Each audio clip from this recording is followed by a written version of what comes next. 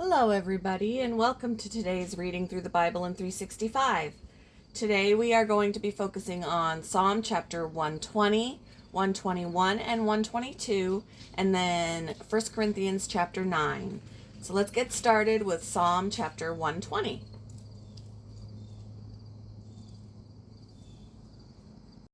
I took my troubles to the Lord. I cried out to him, and he answered my prayer. Rescue me, O Lord, from liars and from all deceitful people. O deceptive tongue, what will God do to you? How will he increase your punishment?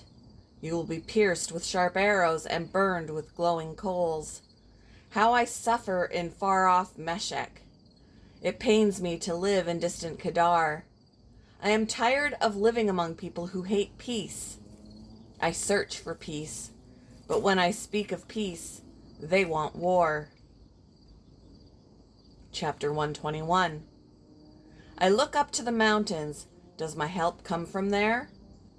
My help comes from the Lord, who made heaven and earth. He will not let you stumble. The one who watches over you will not slumber. Indeed, he who watches over Israel never slumbers or sleeps. The Lord himself watches over you. The Lord stands beside you as your protective shade. The sun will not harm you by day, nor the moon at night. The Lord keeps you from all harm and watches over your life. The Lord keeps watch over you as you come and go, both now and forever. Chapter 122. I was glad when they said to me, "Let us go to the house of the Lord."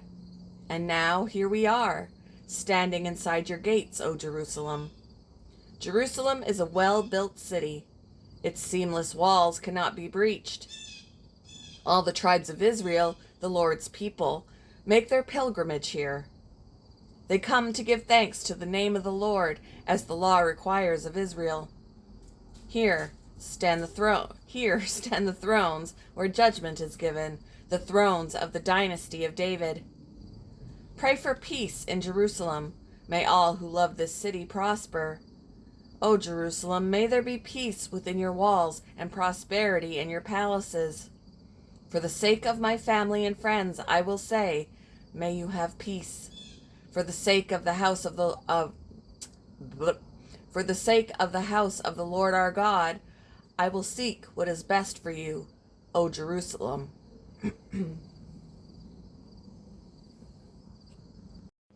Moving on to 1 Corinthians chapter 9. Am I not as free as anyone else? Am I not an apostle? Haven't I seen Jesus, our Lord, in my own eyes? Isn't it because of my work that you belong to the Lord? Even if others think I am not an apostle, I certainly am to you. You yourselves are proof that I am the Lord's apostle. This is my answer to those who question my authority.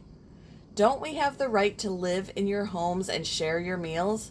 Don't we have the right to bring a believing wife with us as the other apostles and the Lord's brothers do, and as Peter does? Or is it only Barnabas and I who have to work to support ourselves? What soldier has to pay his own expenses? What farmer plants a vineyard and doesn't have the right to eat some of its fruit?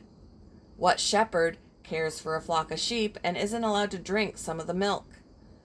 Am I expressing merely a human opinion, or does the law say the same thing? For the law of Moses says, "You must not muzzle an ox to keep it from eating as it treads out the grain." Was God thinking only about oxen when he said this? Wasn't he actually speaking to us? Yes, it was written for us, so that the one who plows and the one who threshes the grain might both expect a share of the harvest. Since we have planted spiritual seed among you, aren't we entitled to a harvest of physical food and drink? If you support others who preach to you, shouldn't we have an even greater right to be supported? But we have never used this right. We would rather put up with anything than be an obstacle to the good news about Christ. Don't you realize that those who work in the temple get their meals from the offerings brought to the temple? And those who serve at the altar get a share of the sacrificial offerings. In the same way, the Lord ordered that those who preach the good news should be supported by those who benefit from it. Yet I have never used any of these rights, and I am not writing this to suggest that I want to start now.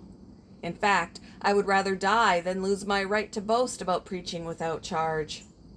Yet, preaching the good news is not something I can boast about. I am compelled by God to do it. How terrible for me if I didn't preach the good news. If I were doing this on my own initiative, I would deserve payment. But I have no choice, for God has given me this sacred trust. What then is my pay? It is the opportunity to preach the good news without charging anyone. That's why I never demand my rights when I preach the good news. Even though I am a free man with no master, I have become a slave to all people to bring many to Christ.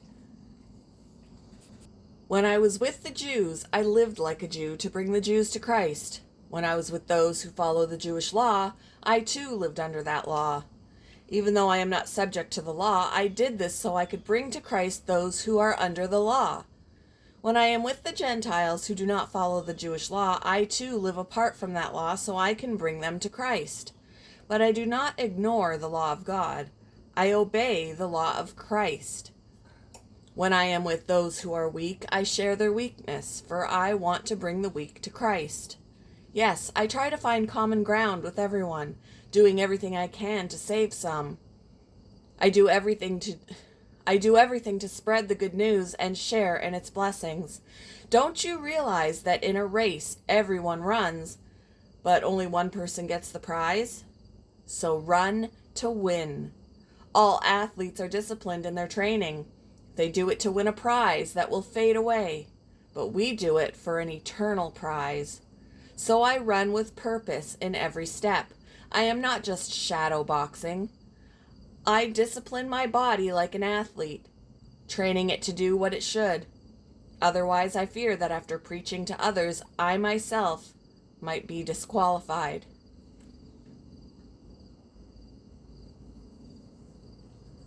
Thank you for joining me for today's Reading Through the Bible in 365. I hope you all have a wonderful Sunday, and I will see you in the next one, guys. Bye!